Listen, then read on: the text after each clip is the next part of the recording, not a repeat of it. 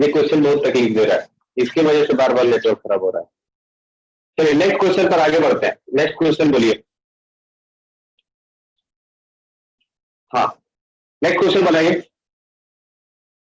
20 centimetre है, हाँ but लेकिन जब हम लोग लगाते हैं ना ये पैरेलल एक्सिस थ्योरम, तो पैरेलल एक्सिस थ्योरम में जो आई इक्वल होता है I centre of mass plus M A square होता है, तो सेंटर ऑफ मास तो हमारा 50 सेंटीमीटर पर आएगा ना, क्योंकि मीटर स्केल है।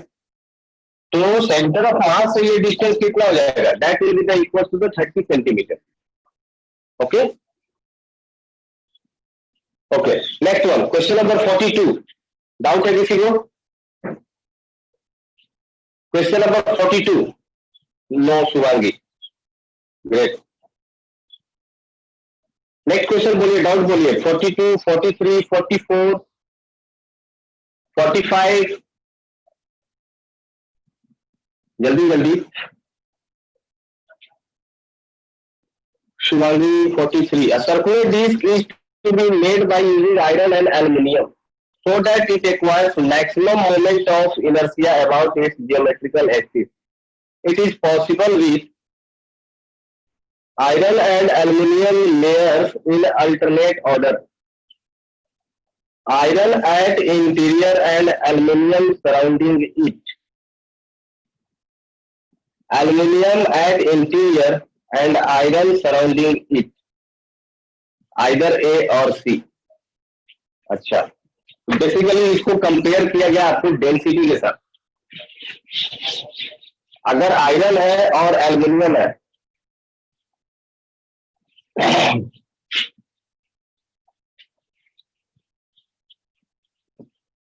तो आयरन का डेंसिटी ज्यादा होगा देन ऑफ एल्यूमिनियम, मतलब आयरन का मास ज्यादा होगा देन ऑफ एल्यूमिनियम, तो जिसका मास ज्यादा उसका मोमेंट ऑफ इनर्शिया ज्यादा हो जाएगा। अब हमें ये केस में देखना है कि सबसे ज्यादा मास कौन से केस में होगा।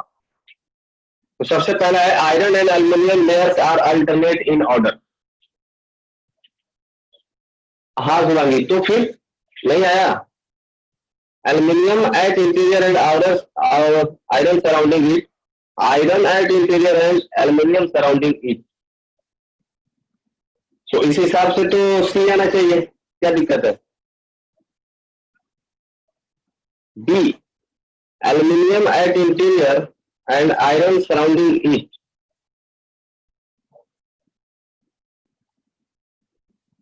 So that it requires maximum moment of inertia about its geometrical axis. Geometrical axis. Okay. Answer B है।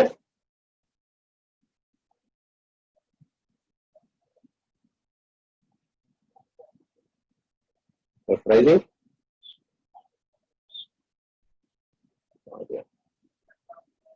43।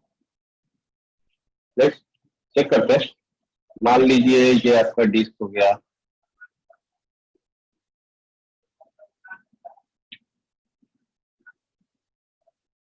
so moment of inertia कहाँ गया? Circular disc is made by using iron and aluminium. Okay,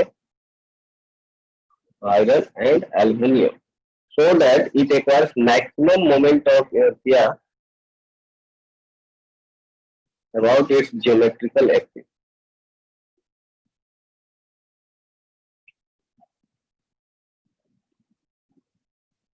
नहीं, यहाँ पे या तो कुछ तो मिसिंग है।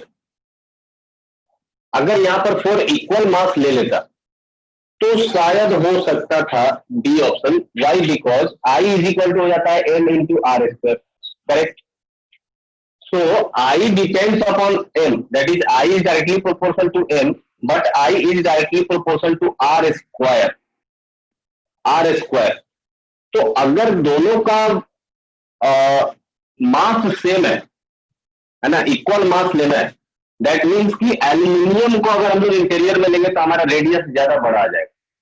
फॉर इक्वल मास एल्यूमिनियम ज्यादा वजन का, मतलब वजन का नहीं, ज्यादा अमाउंट में आएगा। अमाउंट में आएगा तो उसके लिए वो ज्यादा स्पेस एक्वायर करेगा एल्यूमिनियम, बिकॉज उसका डेंसिटी कम होता है। और आयरन उसी मास के लिए कम रेडियस में कवर हो जाएगा। जैसे सपोज ये एल्यूमिनियम का मास m है तो आयरन का डिस्क कुछ इतने दूर नहीं आ जाएगा, है ना। वाई? बिकॉज इसका डेंसिटी ज्यादा होता है, तो ये आर इसका कम हो जाएगा। दिस आर ऑफ आयरन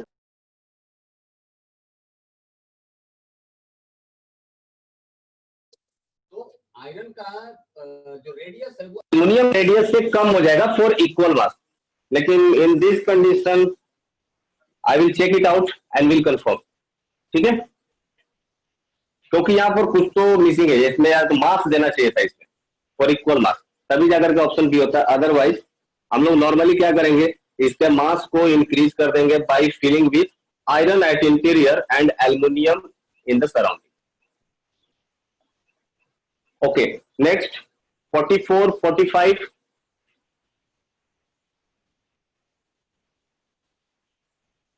46, 47,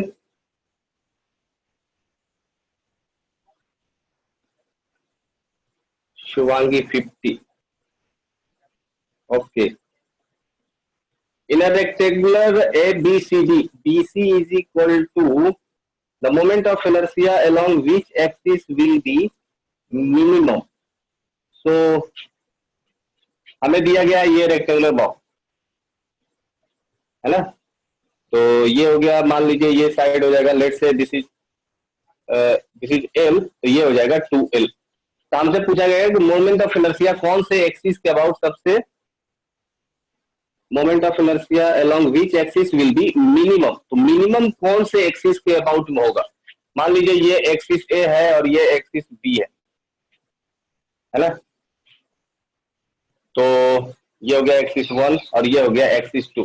इसका फॉर्मूला क्या हो जाता था, M A square plus B square divided by 12, यही होता था ना रेक्टेंगल का। सो अच्छा, ये कौन सा एक्सिस हो जाता था, ये एक्सिस कौन सा होता था,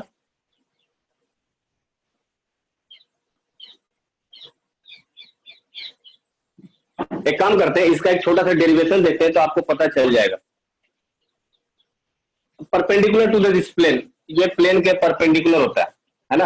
हालांकि अगर ऐसे नॉर्मली अगर थिंकिंग से सॉल्व करें तो अगर आपको लग रहा होगा तो देखिए, ये जो एक्सिस है, ये एक्सिस, इस एक्सिस से ये जो डिस्टेंस है वट एवर, मान लो ये जो एल दिया गया है ना, और अगर ये एक्सिस के बारे में अगर हम लोग बात करें तो यहां से ये जो डिस्टेंस है ये टोटल क्या हो जाएगा 2L। तो नॉर्मली अगर मास का डिस्ट्रीब्यूशन देखें तो यहां पर आर का वैल्यू ज्यादा है, I directly proportional to R square होता है ना। सो जिसका आर का वैल्यू ज्यादा हो जाएगा वो ज्यादा डोमिनेंट हो जाएगा। सो यहां से इस एक्सिस से ये वाला जो डिस्टेंस है ये 2L, ये ज्यादा हो जा रहा है ना। तो 2L के स्क्वायर मतलब ये 4 टाइम्स हो जाएगा। मास तो ऑलरेडी सेम है, m ही रह जाएगा। आई बात समझ में। तो मुझे जो लग रहा है कि जो सबसे कम आएगा वो इस एक्सिस के अबाउट आनी चाहिए, है ना। तो ए डी या बी सी या ई जी, इन दोनों में से कोई एक हो तो ऑप्शन डी में दिखा हुआ है ए जी, इस एक्सिस के अबाउट आने चाहिए मिनिमम मोमेंट ऑफ इनर्शिया।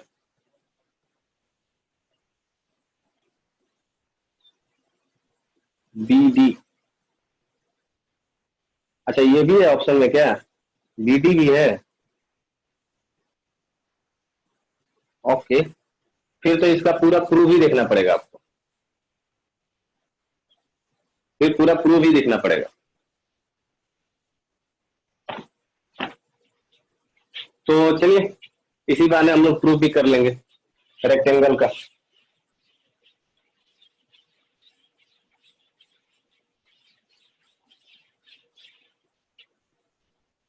चलिए मान लीजिए ये हमारा एक रेक्टेंगल हो गया।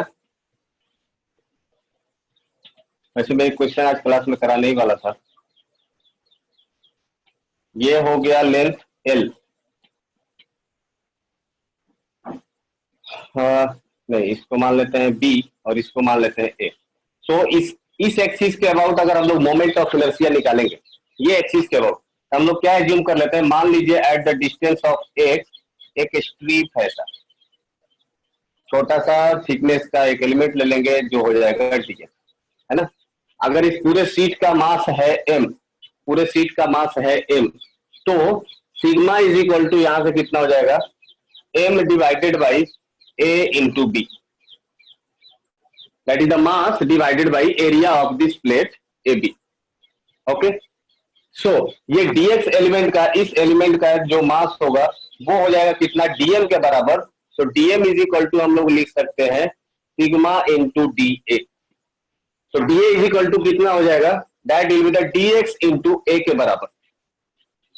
ए यहां से यहां तक का जो लंबाई है ये ए के बराबर है, और थिकनेस कितना है, ये है डीएक्स। तो area of rectangle A into dx, तो डीएम इज इक्वल टू हो जाएगा sigma into A into dx, A into dx.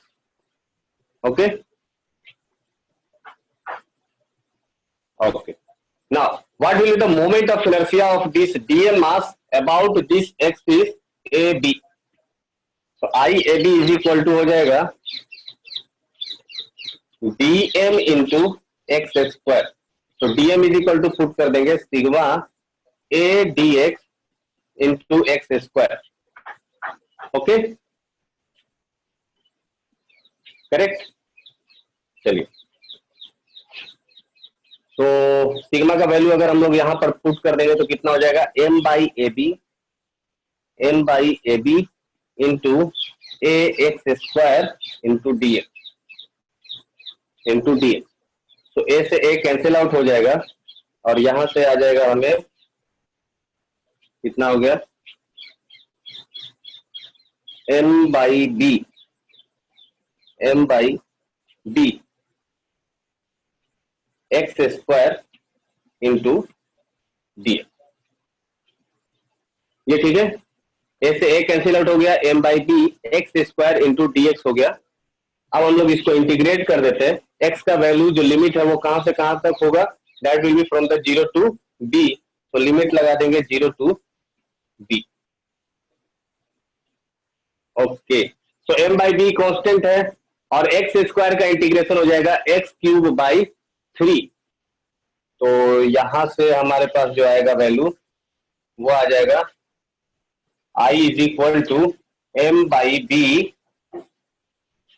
X cube by 3 limit 0 to B. तो ये वैल्यू हो जाएगा एम बाई 2 है क्या, एम बाई बी है, एम बाई बी ये हो जाएगा बी क्यूब डिवाइडेड बाई 3, और M B square divided by 3,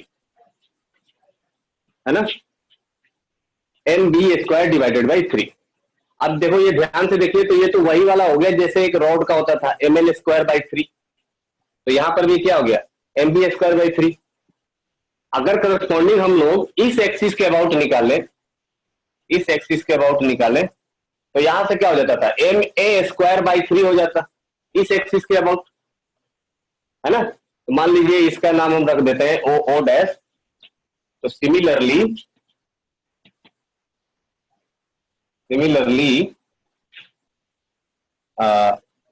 I A B, I O O dash is equal to हो जाएगा एम ए स्क्वायर बाई 3।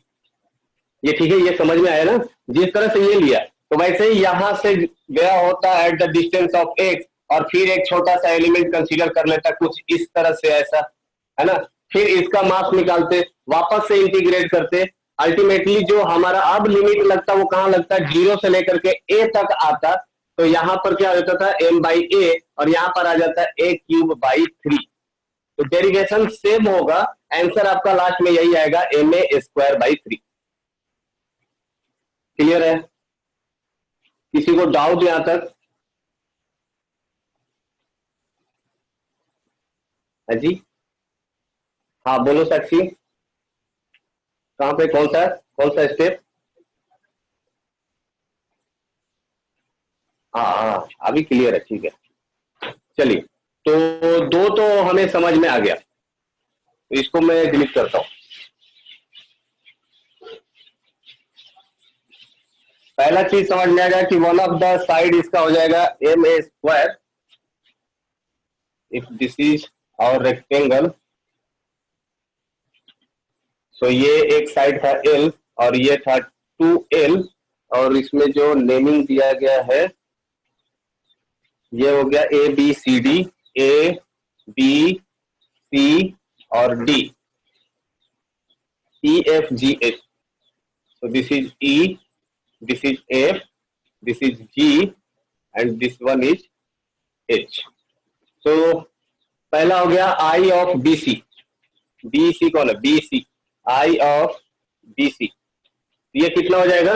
ये जो साइड को जो कट कर रहा है BC के अबाउट, ये जो लेंथ है इसका स्क्वायर बोले तो ML स्क्वायर डिवाइडेड बाई 3 हो जाएगा। नेक्स्ट कौन सा है? I of BD, okay BD अभी कैलकुलेट नहीं किया है। I of H F, H F, so H F हमारा ये वाला है ना। एच एफ कौन सा हो गया? मिड पॉइंट हो गया। तो जिस तरह से रॉड का मिड पॉइंट का था एम एल स्क्वायर बाई 12, तो यहां पर भी क्या आ जाएगा? M L square by 12। So I of H F, I of H F M L square बोले तो 2L का स्क्वायर डिवाइडेड बाई 12, रॉड के मिड पॉइंट से। So rectangle is just like a rod ना, कोई दिक्कत नहीं इसमें। ओके अब बच गया EG। सो EG का भी सेम यही हो जाएगा। EG का क्या हो जाएगा? आई ऑफ EG, EG का हो जाएगा M L square divided by 12। EG ये है, ये वाला। तो इस लेंथ का ये मिड पॉइंट हो जाएगा, दैट इज द L का ये मिड पॉइंट हो जाएगा, है ना। तो मिड पॉइंट के अबाउट हो जाएगा ML स्क्वायर बाई 12। अब बच गया BD। तो BD हमारा एक्सिस है ये वाला। BD को हम लोग कैलकुलेट कर सकते हैं परपेंडिकुलर एक्सिस थ्योरम मैंने बताया था ना। हाँ ये डायगोनल है। परपेंडिकुलर एक्सिस थ्योरम मैंने बताया था क्या? हाँ, तो परपेंडिकुलर एक्सिस थ्योरम मतलब क्या हो जाता था? I X plus I Y is equal to I Z, ये हो जाता था। अगर मैं इस प्लेट की बात करूं, इस प्लेट की मैं बात करूं, तो इसका अबाउट दिस एक्सिस, ऐसा एक्सिस जो कि परपेंडिकुलर टू दिस प्लेन हो, अबाउट दिस एक्सिस जो फॉर्मूला हो जाता था, है ना। मान लीजिए कि ये आपका हो जाएगा एक्स एक्सिस और ये आपका हो गया Y axis, this is X and this is Y. तो ये क्या हो जाएगा? Z axis. So Z axis के अबाउट इसका जो फॉर्मूला हो जाएगा M of A square plus B square divided by 12। A और बी का वैल्यू यहां पर पुट कर देंगे तो ए इक्वल टू कितना हो जाएगा? एल स्क्वायर, और बी की जगह हो जाएगा 2L का स्क्वायर डिवाइडेड बाई 12, और यहां से लिख सकते हैं 5ML square divided by 12, 5ML square divided by 12। सही है यहां पर? Okay now I X is equal to I Y हो जाएगा। I X is equal to I Y हो जाएगा। क्यों? क्योंकि ये सिमेट्रिक है, दोनों डायगोनल सिमेट्रिक है। सही है ना? हाँ, तो आई एक्स या आई वाई इज इक्वल टू क्या हो जाएगा? आई एक्स या आई वाई इज इक्वल टू हो जाएगा डिवाइडेड बाई 2। तो यहां से जो आंसर आएगा वो कितना हो जाएगा? 5ML square, 5ML square divided by 24। अब मैच करिए दोनों में से कौन सबसे ज्यादा है। हमारे पास सभी एक्सिस के अबाउट आ गया। ML स्क्वायर बाई 3, यहां पर कितना हो जाएगा? 4ML स्क्वायर बाई 12, और ये कितना हो जाएगा? ML स्क्वायर बाई 12, और यहां से हो गया 5ML स्क्वायर बाई 24। कौन सा ज्यादा आ रहा है? EG होगा। EG का कितना आ गया? ML square by 12। नहीं, क्यों? हाँ, EG मिनिमम होगा, मिनिमम हमें फाइंड आउट करना है ना। देख लीजिए 1/12 और यहां पर 5/24 है। तो अगर मैं इसको 12 बनाता हूं तो 2 टाइम्स 2.5 डिवाइडेड बाई 12, हाँ ठीक है 1/12। यहां पर 4/12 है, मतलब सेम आ जाएगा। तो इस हिसाब से तो इजी आ रहा है सबसे मिनिमम। एच एफ का डिस्टेंस एल है, एच एफ कहाँ है? हाँ, एच एफ का डिस्टेंस एल जरूर है, एच एफ का डिस्टेंस एल जरूर है, लेकिन आपको याद होगा कि अगर रॉड इस तरह का होगा, है ना, जिसका डिस्टेंस ये वाला दिया गया है 2L, है ना, तो इसके मिड पॉइंट से जो हम लोग निकालते थे moment of inertia about this axis, moment of inertia about this axis, तो क्या हो जाता था मिड पॉइंट के अबाउट ml²/12 हो जाता था। सही है, रजिया ने पूछा था शायद। ओके, सो यहां से इजी का ही सबसे मिनिमम आ रहा है, तो वही होगा आंसर। हाँ ठीक है सुभाष। और किसी को डाउट है किसी में? वैसे आज ही ये क्वेश्चन करने वाले थे हम लोग, कोई दिक्कत नहीं है, सॉल्व हो गया। और किसी को डाउट नहीं है? सॉल्व भी किए हो? क्वेश्चन नंबर 52 हो गया क्या?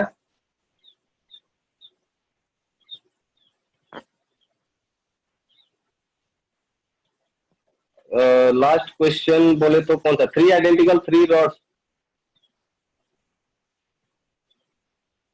Last question number 52। Moment of inertia of sphere m and radius r about its diameter is I. For such sphere arranged in the figure, the moment of inertia of system about hx will be. देखिए, actually इसमें आपको solid और hollow नहीं दिया गया है, जरूरत भी नहीं है ना, आपको डायरेक्ट आई दे दिया गया।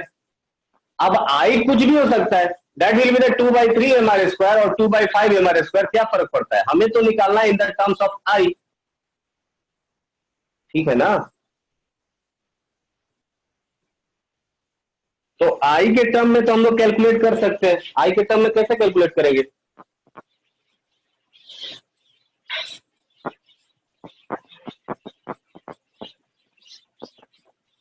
लेट्स ट्राई, क्या इसमें जरूरत पड़ता है कि नहीं पड़ता है। तो आपको दिया गया है 4 स्फीयर, ओके,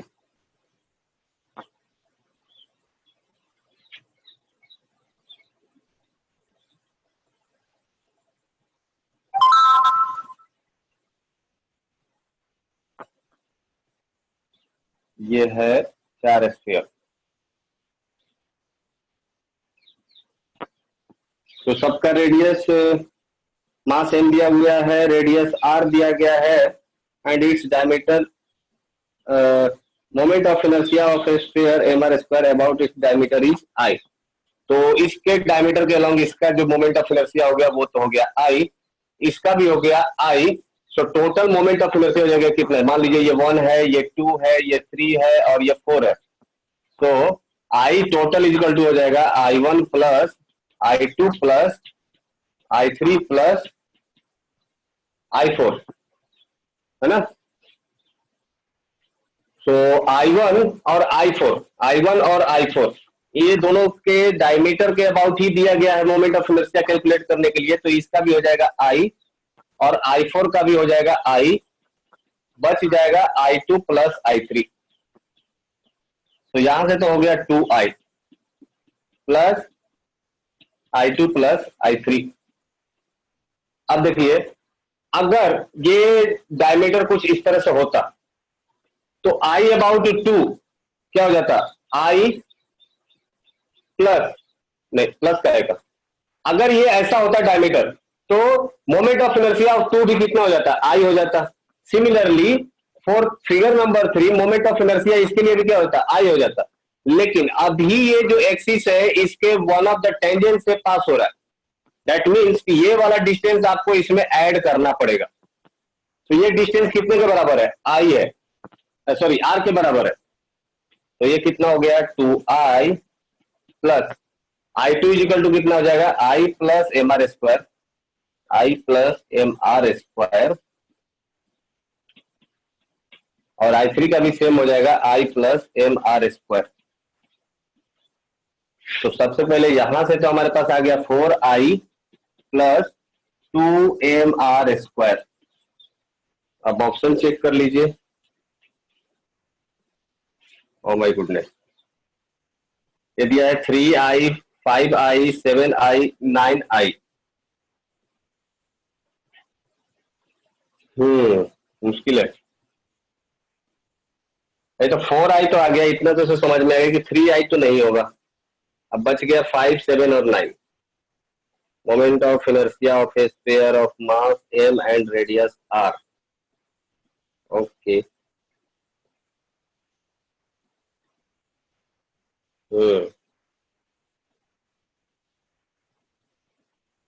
तो यहाँ पर अपने को लगेगा सॉलिड है या हॉलो है। ठीक है, कोई बात नहीं। हाँ हाँ हाँ, बिल्कुल बिल्कुल शुभांगी। सो क्वेश्चन में थोड़ा सा एरर है, कोई बात नहीं। सो चलिए आगे बढ़ते हैं फिर। ये हो गया मोमेंट ऑफ इनर्शिया। कुछ क्वेश्चंस आप लोगों ने सॉल्व किया, वेरी गुड, बहुत अच्छा।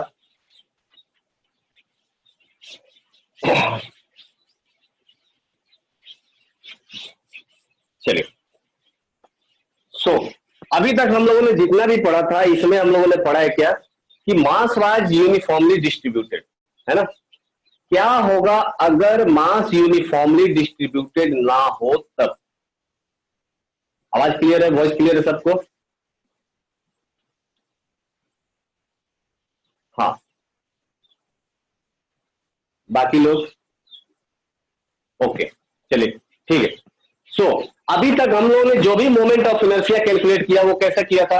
एक रॉड होता था या डिस्क होता था या स्फीयर होता था, कुछ भी होता था, यहां पर सब जगह हमारा क्या था? मास यूनिफॉर्मली डिस्ट्रीब्यूटेड था। यहां पर भी मास एम होता था, मास एम होता था, सब जगह मास आपको कांस्टेंट होता था, दैट वाज यूनिफॉर्मली डिस्ट्रीब्यूटेड। क्या होगा अगर ये मास यूनिफॉर्मली डिस्ट्रीब्यूटेड ना हो तब? ये मास आपको डिपेंड करने लगे on the function of X. मान लीजिए यहां से as a function of X ये मास का वैल्यू धीरे धीरे इंक्रीज कर रहा हो, यहां पर m1 हो, यहां पर m2 हो, यहां पर m3 हो, इन सबको जोड़ने के बाद जो मास आएगा वो मास आएगा। मतलब जो आपका मास हो जाएगा that will be the as a function of X हो जाएगा। जो मास है आपका लेंथ पर डिपेंड करने लगे या फिर मास आपका रेडियस पर डिपेंड करने लगे तो इसको हम लोग बोलेंगे non uniformly distributed mass system. इस केस में हम लोग मोमेंट ऑफ इनर्शिया कैसे कैलकुलेट करेंगे उसके ऊपर एक एग्जांपल अपन लोग करते हैं। देखिए, आप लोगों को याद होगा इस तरह के केस को सॉल्व करने के लिए ग्रेविटेशन में हम लोग क्या करते थे? एक इंटीग्रेशन लेते थे, मतलब एक एलिमेंट लिया एंड वो एलिमेंट को इंटीग्रेट करते थे, लिमिट लगाते थे, फाइनली हमारा आंसर आ जाता था। मेथड सेम होगा यहां पर भी, है ना। सो एक एग्जांपल लेते हैं, फिर आपको समझ में आ जाएगा कि बेसिकली हमको करना क्या है। देखिए, ये एक रॉड है, ये एक रॉड है और इसका जो लेमडा दिया गया है, lambda lambda is equal to the K into X, K into X, where ये जो इसका टोटल लेंथ है वो हो जाएगा एल के बराबर। Total length is equal to L हो जाएगा। हमें फाइंड आउट करना है moment of inertia about this X is O O dash, O O dash. So बताइए हम लोग क्या करें? लेमडा जो है वो एक्स पर डिपेंड कर रहा है, दैट मीन कि यहां से अगर इसमें एक लाइन और लिख दो, X is distance from the axis O O dash. तो यहां पर जो x है वो ये x क्या है? That is the distance from axis O O dash. तो जो लेमडा है, लेमडा हम लोग किसको बोलते हैं? मास पर यूनिट लेंथ। तो मास पर unit length depends upon the value of x। अब ये x क्या हो जाएगा? वो ओ ओ डैश से एक डिस्टेंस है, वो कोई भी डिस्टेंस हो सकता है, either this one will be the x। तो ये हो जाएगा x, यहां से यहां तक का, है ना। तो ये कोई भी डिस्टेंस हो सकता है। अब ये मास धीरे धीरे जैसे जैसे लेंथ बढ़ते जाएगा वैसे वैसे इसका मास इंक्रीज होते जाएगा। सो मास इंक्रीज हो जाएगा तो मास कांस्टेंट यहां पर नहीं है। इस तरह के प्रॉब्लम को हम लोग कैसे सॉल्व करेंगे? तो इस तरह के प्रॉब्लम को सॉल्व करने का तरीका है, जो बेसिक आपका डेरिवेशन था वही डेरिवेशन को आपको सॉल्व करना है। वंस अगेन, तो आपको क्या करना है, eight the distance of x एक छोटा सा एलिमेंट लेना है dx। सो इस dx एलिमेंट का जो मास हो जाएगा, मास, वो मास कितना हो जाएगा, that will be the equals to the dm, और dm इज इक्वल टू हम लोग क्या लिख देंगे यहां पर, लेमडा इंटू dx। यही तो होता था ना, अगर ये यूनिफॉर्मली डिस्ट्रीब्यूटेड मास हो जाता था तो लेमडा इज इक्वल टू हम लोग लिख देते हैं क्या, m/l। अगर ये मास यूनिफॉर्मली डिस्ट्रीब्यूटेड होता था तो लेमडा का वैल्यू हम लोग लिखते थे m/l। लेकिन अब ये नॉन यूनिफॉर्म डिस्ट्रीब्यूशन है। नॉन यूनिफॉर्म डिस्ट्रीब्यूशन का मतलब जो मास है वो लेंथ के साथ वेरी कर रहा है, अलग अलग लेंथ पर अलग अलग मास है इसके, ठीक है। सो प्रोसेस सेम होगा, जहां पर m/l है, अब जो लैम्डा आपको गिवन है वो वैल्यू पुट करेंगे, अब m/l पुट नहीं करेंगे। तो यहां से जो हमारा dm मास आ जाएगा, dm मास वो हो जाएगा kx, लैम्डा की जगह क्या पुट कर देंगे, kx ये वाला वैल्यू इनटू dm। अब प्रोसेस वही सेम, क्या, इस dm मास का moment of inertia about o dash, तो I dash is equal to कितना हो जाएगा, dm into x square. Clear.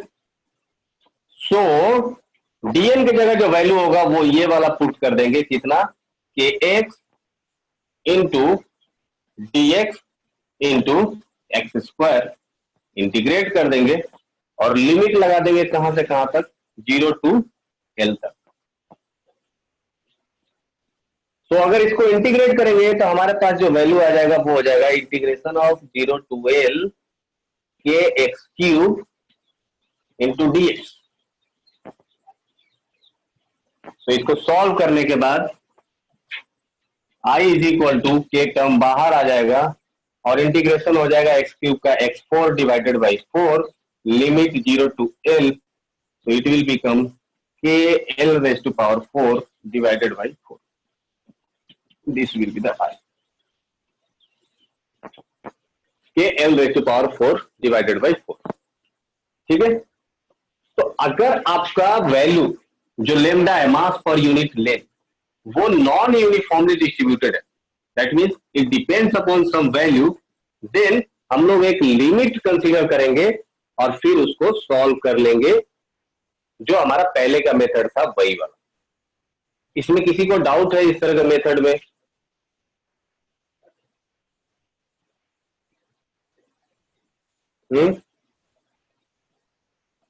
Clear है? सबको क्लियर है क्या?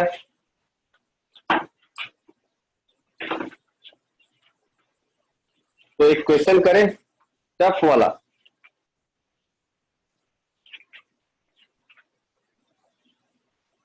रजिया क्या रिपीट करना है इसमें, बोलिए, जो पोर्शन ना समझ में आया फिर से बोलिए। हाँ रजिया, क्या रिपीट करूं इसमें?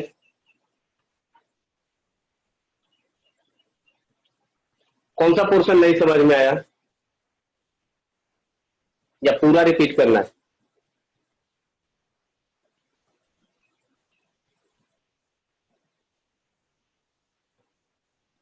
प्लीज बोलिए, इसमें कौन सा पोर्शन रिपीट करना है? देखिए, आपको रॉड दिया गया था जिसका मास पर यूनिट लेंथ दिया गया है lambda is equal to K X के बराबर।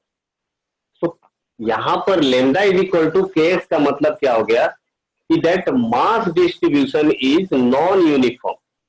मास जो है वो लेंथ के साथ वेरी कर रहा है, जैसे जैसे इस एक्सिस से इसका डिस्टेंस बढ़ते जाएगा, इसका मास बढ़ते जाएगा, हेवी होते जाएगा, है ना। इसको हम लोग बोलेंगे नॉन यूनिफॉर्म। फॉर एग्जांपल, जैसे देखिए, ये मेरे पास एक ऑब्जेक्ट है ना, तो ये इस एक्सिस के अबाउट हमें इसका निकालना था मोमेंट ऑफ इनर्शिया।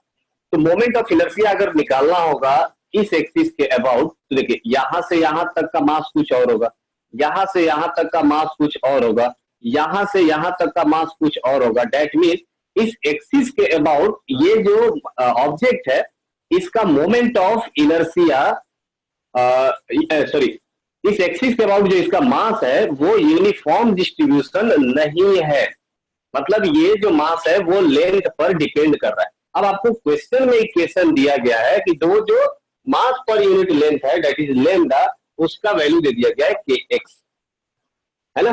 तो इसके लिए हम लोग क्या करेंगे, जो मेथड है that method will be the method of integration. Non uniformly distributed mass system के लिए आपके पास एक ही मेथड है, वो कौन सा मेथड होगा, आप एक छोटा सा कोई एलिमेंट कंसीडर करिए, उस एलिमेंट का मास कंसीडर करिए। अब वो जो एलिमेंट है that will be the behaved as a point mass, है ना। उस पॉइंट मास का मोमेंट ऑफ इनर्शिया एक्सिस के अबाउट कैलकुलेट करिए, फिर इंटीग्रेट करिए और लिमिट पुट कर दीजिए। यही है हमारा मेथड। तो हमने क्या किया है, रॉड के लिए आपको याद होगा कि हम लोग जो एलिमेंट कंसीडर करते थे वो क्या करते थे, at the distance of x take an element of thickness dx। हमने वही काम किया है, ये हमारा एक्सिस है, यहां से एक्स डिस्टेंस पर एक एलिमेंट लिया है जिसका थिकनेस है dx।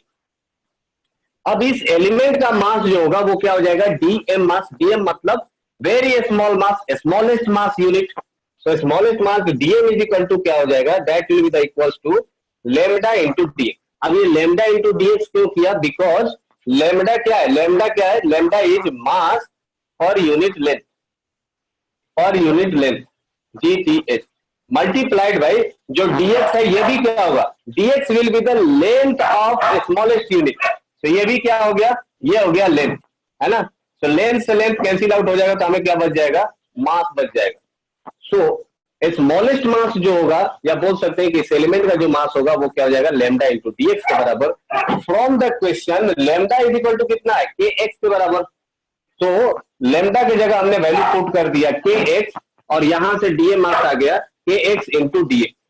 अब ये जो डीएम मास होगा इसको हम लोग as a point mass behave करेंगे, मतलब मैं इसको इस तरह से भी लिख सकता हूं, ये हमारा एक्सिस है ओ डैश, और यहां से एक्स डिस्टेंस पर एक मास रखा होगा डीएम मास का, तो this will be the dm mass, है ना।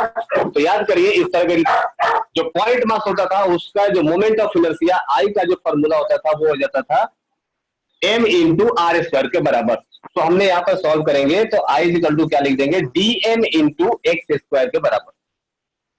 सो dm का वैल्यू यहां से पुट करेंगे, करस्पॉन्डिंग इंटीग्रेट करेंगे, इंटीग्रेट करने के बाद लिमिट हम लोग कहां से कहां तक लगाएंगे, x का वैल्यू जो चेंज हो रहा है वो 0 से लेकर के l तक चेंज हो रहा है, तो लिमिट हम लोग लगाएंगे 0 से लेके l तक, जो हमारा आंसर आ जाएगा i is equal to k L raise to power 4/4।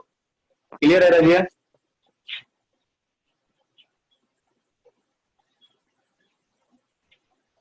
Razia ठीक है, आगे बढ़े।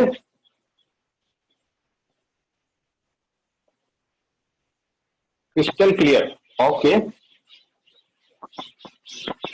चलिए, अगर ये क्रिस्टल क्लियर है तो एक क्वेश्चन करिए।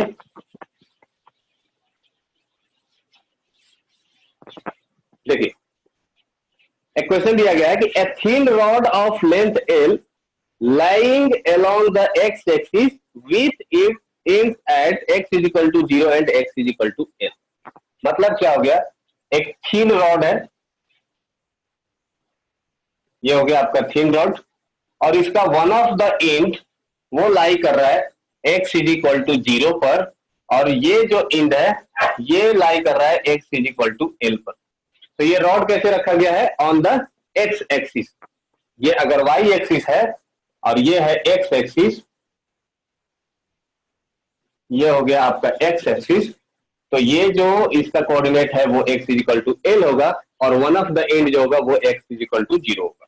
नेक्स्ट क्वेश्चन है, it's linear density that is mass पर unit length is given by K X by L. So आपको गिवन है lambda is equal to K X by L raise to power N, K X by L raise to power N, ये form में आपको दिया गया है। Where n can be 0, ध्यान से सुनिएगा question, where n can be 0 और any positive number. So here n belongs to 0, positive integer. n belongs to 0 comma positive integer, कुछ भी हो सकता है। If the position x centre of mass of the centre of mass of the rod is plotted against n। अच्छा, ये तो दूसरा वाला क्वेश्चन चला गया, छोड़िए। तो आपको कैलकुलेट करना है, क्वेश्चन कुछ भी है। Find moment of inertia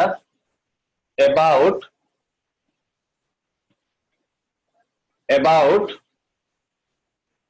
x is equal to L by 2, about and x is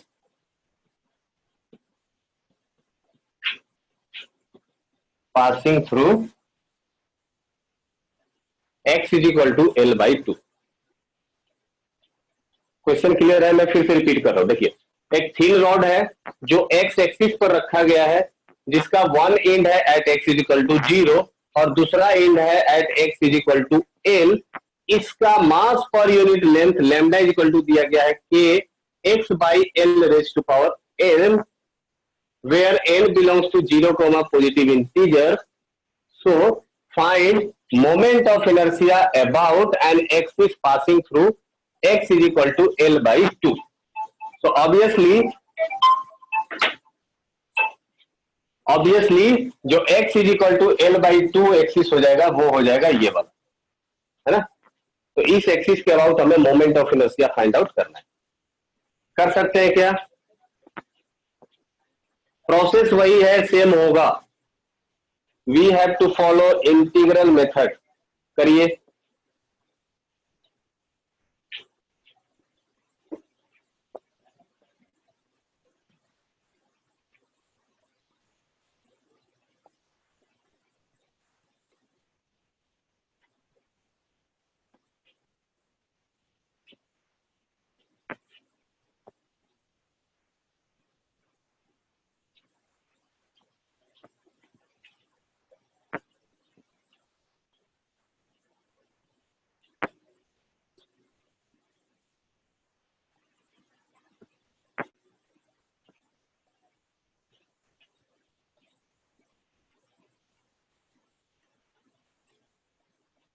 हो रहा है।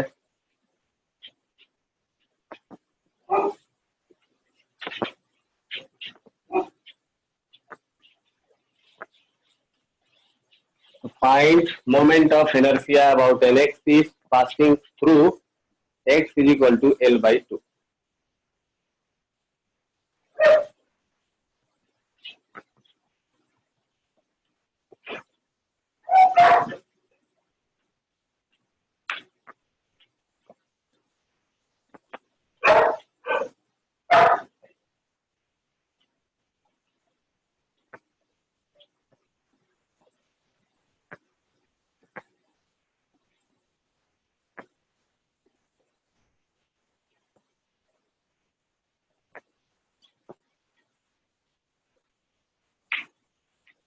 बताऊं क्या?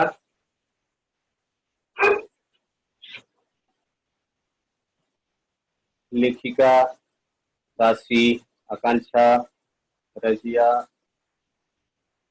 अमर्य, श्रेया, शिवांगी, सुरुचि, वर्षा, तान्या। ओके, तो बन रहा है ये वर्षा? हाँ हाँ, ओके ओके ओके, ट्राई करिए ट्राई करिए।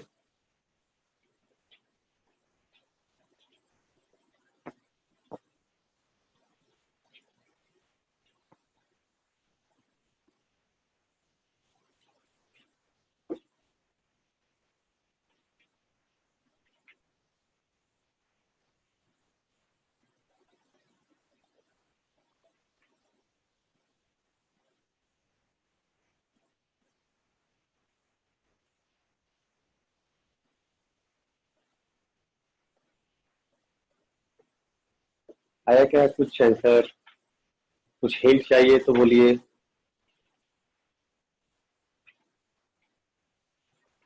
जिस एक्सिस के अबाउट मोमेंट ऑफ इनर्शिया निकालना है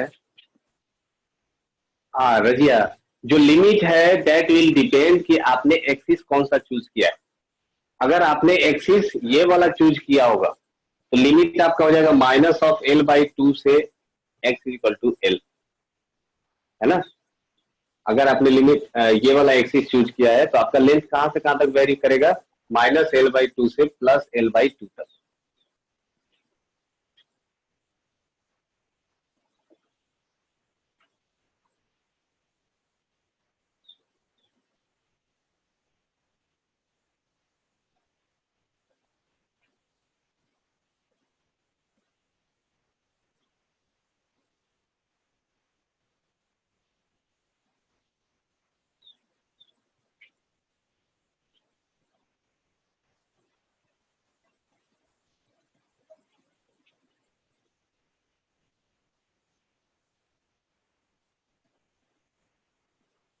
हम्म,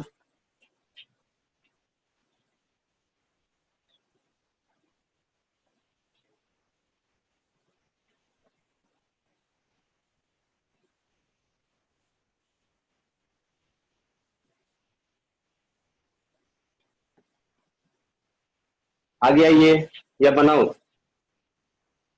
चलिए देखते हैं, आप लोग सॉल्व करते रहिए, तब तक मैं भी सॉल्व करता हूँ, मुझे भी आंसर पता चल जाएगा।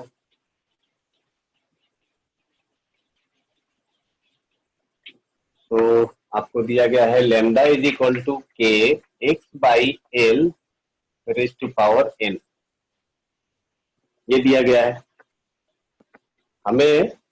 अगर मैं ये एक्सिस कंसीडर करता हूं तो यहां से eight the distance of x एक एलिमेंट कंसीडर कर लेंगे ऑफ थिकनेस dx, तो दिस विल बी dx। तो इसका जो मास आ जाएगा that will be the dm, और dm इज इक्वल टू हो जाएगा λ/dx के बराबर।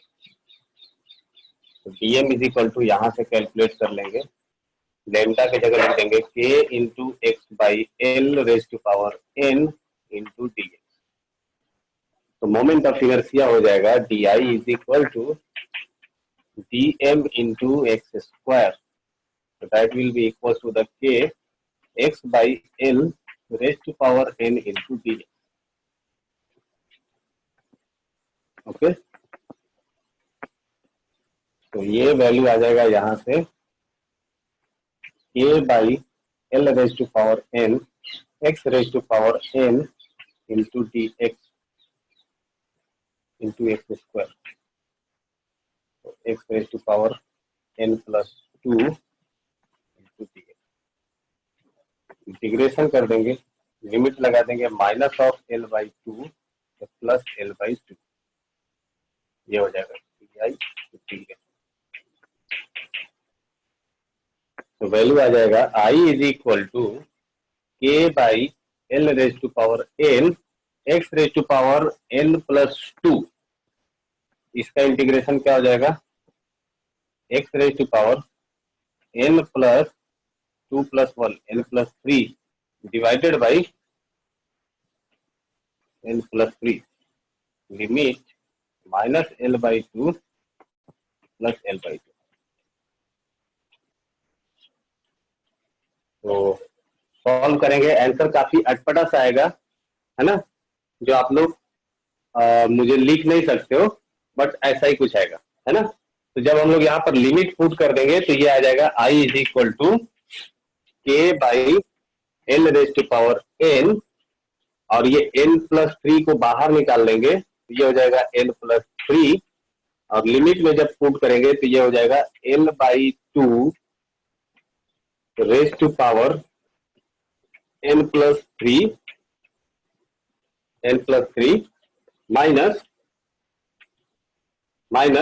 Minus of L/2 whole raise to power n+3 है ना। सो इसको और किसी फॉर्मेट में चेंज कर सकते हैं क्या? नहीं कर सकते हैं। So I is equal to k divided by n+3 L raised to power n bracket L by 2 n plus 3 minus of L by 2 n plus 3, इसी फॉर्मेट में ये रह जाएगा sir. L raise to power n को अंदर multiply कर सकते हैं, हाँ बिल्कुल कर सकते हैं, उससे ये एक फायदा हो जाएगा। हाँ ठीक है, करके देखते। k by n plus 3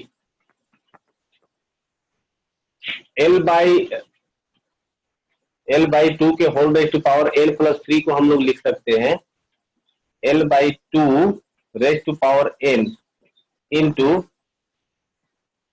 L by 2 raise to power 3। तो ये दोनों को मल्टीप्लाई कर देंगे तो पावर क्या हो जाएगा, ऐड हो जाएगा, तो n प्लस 3 ही बच जाएगा। Okay, minus of L by 2 raise to power n फिर into minus L by 2 raise to power 3, ये ऐसा हो जाएगा and whole divided by L raise to power n, L raise to power n। तो यहां से L by 2 raise to power 3 को common निकाल सकते हैं, तो कॉमन निकाल देंगे, ये देखिए माइनस का पावर क्यूब, तो ये माइनस ही रह जाएगा, तो माइनस माइनस कितना हो जाएगा, प्लस हो जाएगा। मतलब ये वैल्यू को हटा करके मैं यहाँ पे प्लस लिख देता हूं और L by 2 raise to power 3 को कॉमन निकाल लेते हैं। अब आगे का मैथमेटिक्स है जो आप लोगों का जान लेगा धीरे धीरे, है ना। L by 2 raise to power 3 को कॉमन ले लेते हैं, तो L by 2 raise to power 3 common ले लिया और ब्रैकेट में क्या बच जाएगा, यहां पर बच जाएगा L raise to power n divided by 2 raise to power n plus minus of L raise to power n divided by 2 raise to power n whole divided by L raise to power n, L raise to power n, है ना। अभी calculation getting cheaper, चलिए देखते हैं। तो ये हो गया I is equal to k L cube divided by 8 into n plus 3 into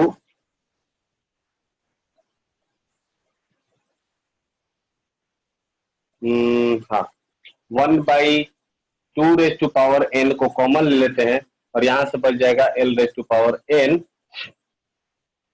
minus of L raise to power n divided by L raise to power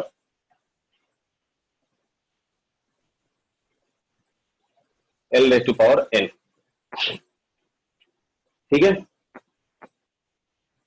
हाँ plus, sorry plus, so once again ये 2 raise to power n को बाहर निकाल लेंगे, तो ये हो जाएगा k L cube divided by 8 into n plus 3 into 2 raise to power n। अब ये कितना हो जाएगा, ब्रैकेट में 1 plus minus 1 raise to power n, ये वैल्यू आ गया। अब ये n का वैल्यू पर डिपेंड करेगा कि इसका मोमेंट ऑफ इनर्शिया कितना आएगा। अब अगर n का वैल्यू यहां पर ऑड नंबर आ जाए तो ये कट के 0, और अगर अगर n का वैल्यू अगर इवन नंबर आ जाए तो ये 2 से मल्टीप्लाई हो जाएगा। So answer will be variable, depends upon the value of n, है ना। ओके, सो काफी लॉन्ग हो गया ये, हमें कंसेप्ट से मतलब था, हमें नहीं पता था इतना कैलकुलेशन जाने वाला है। चलो एक छोटा सा क्वेश्चन, और क्वेश्चन करना है या फिर हो गया, स्टार्टिंग का पूरा ऊपर से निकल गया, टाइम भी हो गया क्या?